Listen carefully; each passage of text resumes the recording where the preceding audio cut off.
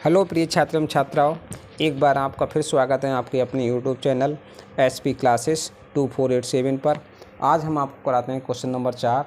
और question number 4 ये कह रहा है कि यदि एचसीएफ 306 और 657 का 9 दिया है तो एलसीएम इतने का ज्ञात करना है। ठीक है, एचसीएफ दिया हुआ है और एलसीएम ज्ञात करना है। देखिए कैसे करेंगे इसके लिए।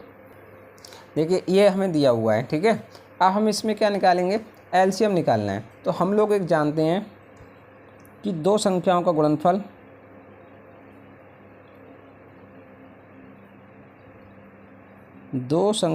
गुणनफल बराबर हमारा कितना होता है, लासा गुणे मासा होता है। ये सूत्र होता है, ठीक है, ये तो हमें पता है। दो संख्याएं कौन कौन सी, एक तो 306 दिया है, एक तो 657। तो या तो ये लिख सकते हैं फर्स्ट संख्या गुणे सेकंड संख्या बराबर लासा गुणे मासा। तो फर्स्ट संख्या हमें कितनी हो जाती है, 306। अब इन दोनों गुणनफल करेंगे तो कितना हो जाएगा, 306 और गुणे 657। बात एक ही होती है, ठीक है। लासा हमें निकालना है और मासा कितना दिया है हमें, मासा दिया है 9, ठीक है। तो लासा बराबर हमारा कितना हो जाएगा, मान निकालेंगे तो 306 गुणे 657 और अपॉन ये गुणे में तो इसके बटे में आ जाएगा, ठीक है, ये भाग में आ जाएगा। 9 से काट देंगे इसको तो 9 छक 54, 9 सत्ते 63, बचे 2 और 9 3 27। तो इसकी और इसकी मल्टीप्लाई कर लेंगे। अब दोनों की मल्टीप्लाई करोगे तो कितना आएगा, देखो 306 और 73। इसकी गुणा करके आप लोग लिख लेंगे, ठीक है। जितना भी मान आएगा वो यहाँ लिखेंगे।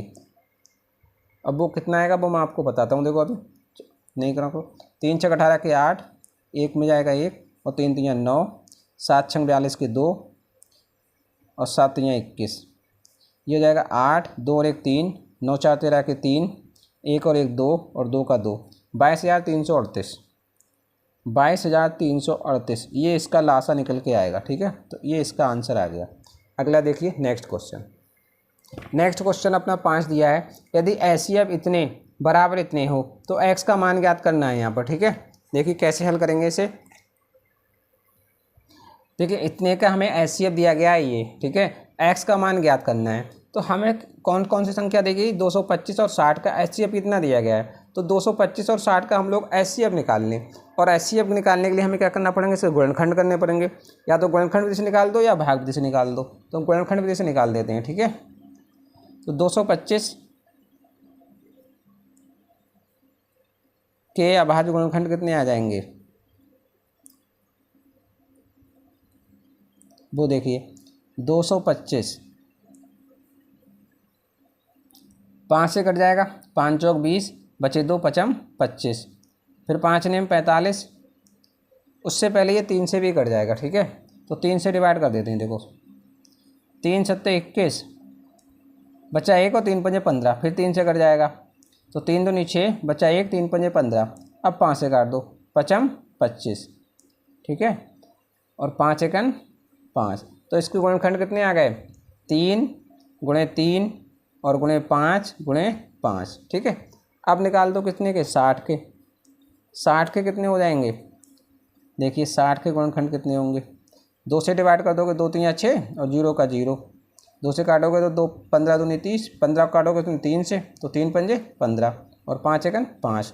तो इसके आ गए 2 गुणे 2 और गुणे 3 और गुणे 5। हमें निकालना क्या है, एचसीएफ। तो एचसीएफ हमारा कितना आ रहा है, यहाँ से जो कॉमन है वही तो लिखेंगे। देखो 3 इसमें है, 3 इसमें है, बाकी 2 इसमें तो इसमें नहीं है, फिर 3 दोबारा इसमें नहीं है, इसमें 5 है, इसमें 5। तो 2 फैक्टर कॉमन आए, एक तो 3 और एक 5। तो कितना आया, 15। अब लिखेंगे क्योंकि हमें एचसीएफ कितना दिया हुआ है ये, और आया हमारा कितना है ये, तो दोनों एचसीएफ बराबर होंगे। तो इसके बराबर ये लिख लेंगे, ठीक है। 225 गुणे 5 माइनस का 10x और बराबर कितना हो जाएगा, 15, ठीक है। इसकी गुणा कर लो, पचम 25, 5 दूनी 10 2 12 और 5 दूनी 10 और 1 11। ये 15 इधर ले आओ, माइनस के हो जाएंगे। ये 10x उधर ले जाओ तो प्लस के हो जाएंगे, ठीक है।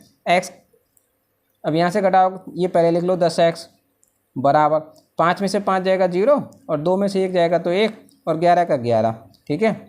x बराबर मान निकालोगे तो 1110 और बटे 10, 0 से 0 कैंसिल हो जाएगा। x बराबर 111 आ जाएगा और यही हमारा मान हो जाएगा। x का मान पूछ रहे थे हमसे, ठीक है। अगला देखिए नेक्स्ट क्वेश्चन। देखिए अगला 6 क्वेश्चन दिया हुआ है, HCF इतने का इतना दिया है तो LCM ज्ञात करना है। ये question number same question number 4 की तरह है। देखो 4 क्वेश्चन हमने किया था, ये इसमें HCF दिया था, LCM पूछ रहे थे, तो ये आप लोग कर लेंगे, ठीक है। उसके बाद नेक्स्ट क्वेश्चन मैं आपको कराता हूँ 7। व्याख्या कीजिए कि इतने गुणे इतने प्लस 4 एक अभाज्य संख्या है या भाज्य संख्या है। इसको क्लियर कीजिए। देखो कैसे करेंगे इसको, ये निकालना है कि ये जो संख्या दी गई है ये हमें भाज्य दी है या अभाज्य संख्या दी है। तो सबसे पहले हम इसमें क्या करेंगे, देखो ये यहाँ से यहाँ तक तो 1 है, ठीक है, मल्टीप्लाई करके लिख दिया है इन्होंने। फिर ये इसमें 4 जुड़ा हुआ है, तो इन सभी में कुछ कॉमन हमें नज़र आ रहा है क्या। तो देखो सबसे पहले हमें कॉमन कितना नज़र आ रहा है, 4 नज़र आ रहा है, ठीक है, क्योंकि इसमें 4 कहाँ कॉमन है, 12 में। 12 में 4 कॉमन लेंगे तो यहाँ कितना बचेगा, 3। तो ये हो जाएगा 3 गुणे 3 और गुणे 101 और प्लस इसमें 4 कॉमन लेंगे तो कितना बचेगा, 1। यहाँ से इसको हल कर लो, ये 4 हो जाएगा। इसकी गुणा करोगे 3 3 9 और 9 की इससे गुणा करोगे तो 9 1 9 0 और 9। इसकी गुणा करो 9 1 9 का 9 0 का 0 9 1 9 और प्लस का 1 इसमें और ऐड हो जाएगा ये। तो ये हो जाएगा 4 और गुणे 9 और 1 10 का 0 1 0 और 1 का 1 और 9 का 9 तो 910।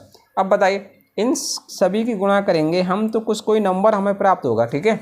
और उस नंबर के फैक्टर जो करेंगे तो वो देखो एक तो 1 होगा, एक स्वयं जो नंबर प्राप्त होगा वो होगा, और एक 4 फैक्टर प्राप्त हो रहा है और एक 910 फैक्टर प्राप्त हो रहा है। तो किसी भी नंबर्स के यानी किसी भी संख्या के 2 से अधिक अगर उसके गुणनखंड आते हैं तो वह हमारी भाज्य संख्या होती है, और केवल 2 ही गुणनखंड आते हैं यानी एक तो फर्स्ट एक और एक स्वयं, तो वो हमारी अभाज्य संख्या होती है।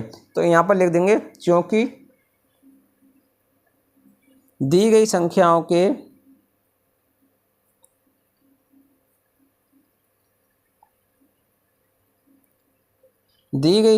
के अभाज्य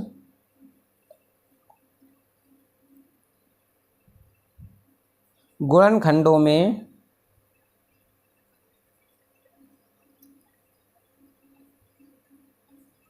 एक व स्वयं के अलावा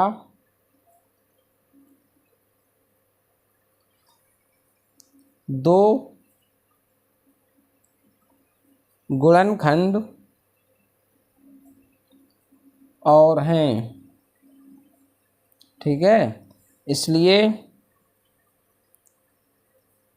दी गई संख्या भाज्य संख्या है। दी गई संख्याएं, ठीक है, भाज्य संख्या है, ठीक है। ये क्लियर करना था हमें, इसमें समझ में आ गया आप लोगों को, क्योंकि हमने इसमें देखा है जब इसके, ठीक है, कि एक तो यहाँ पर इसकी मल्टीप्लाई करेंगे तो कोई नंबर प्राप्त होगा, और वो नंबर का एक तो 4 फैक्टर हो रहा है, एक 910 हो रहा है, एक 1 होगा और एक स्वयं वो नंबर होगा। तो जब उसके 1 और स्वयं के अलावा कोई और फैक्टर होते हैं तो वो भाज्य संख्या होती है, और जब स्वयं और 1 फैक्टर होता है केवल यानी गुणनखंड होते हैं तो वो हमारे अभाज्य संख्या होती है, ठीक है। आगे देखिए, देखिए नेक्स्ट क्वेश्चन 8 दिया गया है। 8 भी हमें क्वेश्चन नंबर 6 की तरह कुछ सेम है, ठीक है, लेकिन फिर भी करा देते हैं। 18 और 117 का HCF दिया हुआ है इतने, ठीक है, m का मान पूछ रहे हैं। 18 और 117 का LCM भी ज्ञात करना है। तो देखिए कैसे हल करेंगे इसको। तो देखिए HCF हमें इतने का दिया गया है ये, ठीक है, m का मान पूछ रहे हैं और LCM का मान इसका निकलवा रहे हैं। तो सबसे पहले हम क्या करेंगे, इसका HCF निकालिए। 18 के अभाज्य गुणनखंड करिए।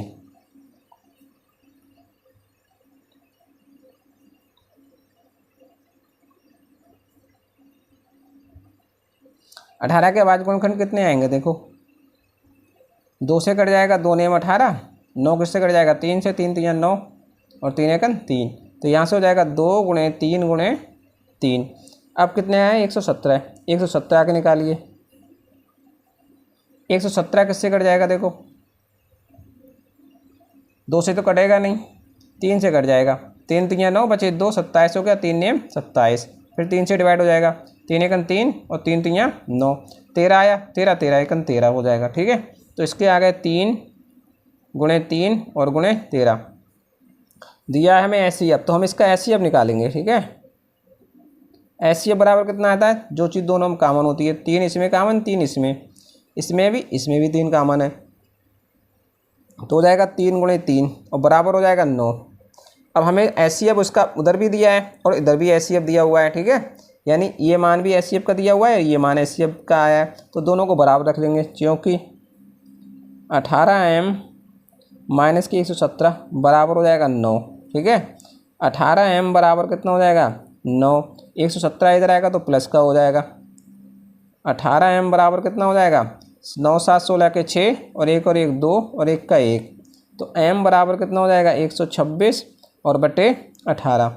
इसको काट दो, 18 सत्ते कितना होता है 126 होता है, 18 सत्ते 126, तो m बराबर कितना आ जाएगा 7। ये हमारा m का मान निकल के आ गया। एक तो ये आंसर हो गया हमारा। ठीक है, दूसरा कह रहे हैं कि इसका एलसीएम भी निकालिए, तो एलसीएम देखो कैसे निकालेंगे। एलसीएम अगर हम इसका निकालेंगे, एलसीएम अगर हम निकालें यहाँ से, तो देखो एलसीएम कितना हो जाएगा। सबसे पहले तो जो हमने गुणनखंड करें पहले वाले के वो लिख लीजिए, 2 गुणे 2 गुणे 3।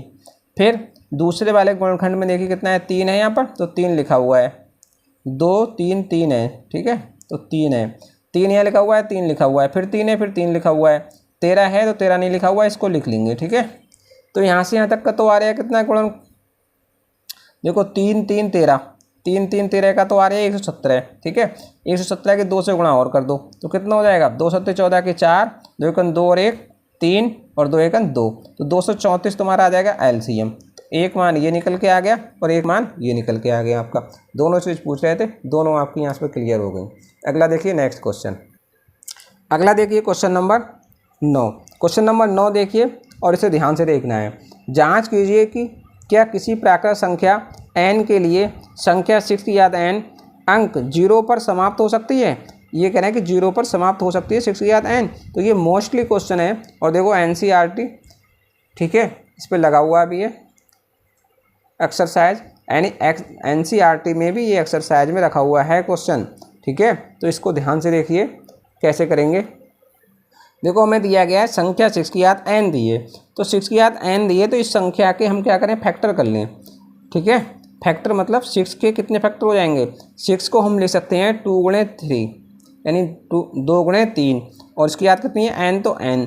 अब यहाँ से हम ये पढ़ चुके हैं कि a क्रॉस b की याद n होती है, तो उसको हम अलग अलग करके लिखते हैं, तो a की याद n गुणे b की याद n होता है, तो यहाँ से हो जाएगा 2 की याद n और गुणे 3 की याद n, ये हो जाएगा। अब आगे देखिए लिखेंगे क्योंकि संख्या जो हमें दी है 6 की याद n के अभाज्य गुणनखंडों में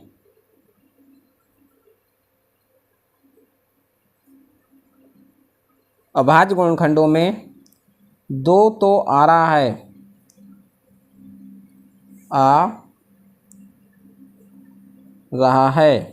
ठीक है, लेकिन 5 नहीं आ रहा है।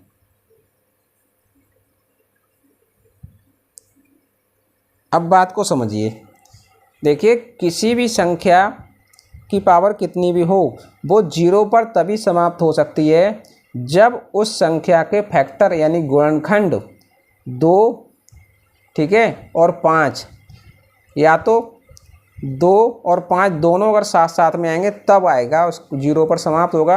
क्यों? क्योंकि 2 आएगा और 5 आएगा तो 2 पंजे 10, और इनके फैक्टर की जब गुणा करेंगे तो इसका मान कितना आएगा 10, 10 में इकाई का कितना होगा 0। अगर हम कहें कि 2 और गुणे 3 आ जाए तो नहीं होगा, या 3 गुणे 5 आ जाए तो भी नहीं होगा।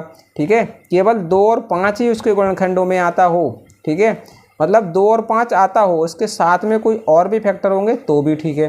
ठीक है, 2 और 5 आएगा, दोनों आएंगे तभी वो 0 पर समाप्त होगा, अन्यथा नहीं। तो वही चीज़ हमने यहाँ पर लिखी है, 2 तो आ रहा है देखो इसमें, लेकिन 5 नहीं आ रहा है। 2 की 5 की जगह कितना आ रहा है 3, तो ये समाप्त नहीं होगा 0 पर। ठीक है, इसलिए ये आ रहा है, इसलिए संख्या 6 की पावर n किसी भी प्राकृत संख्या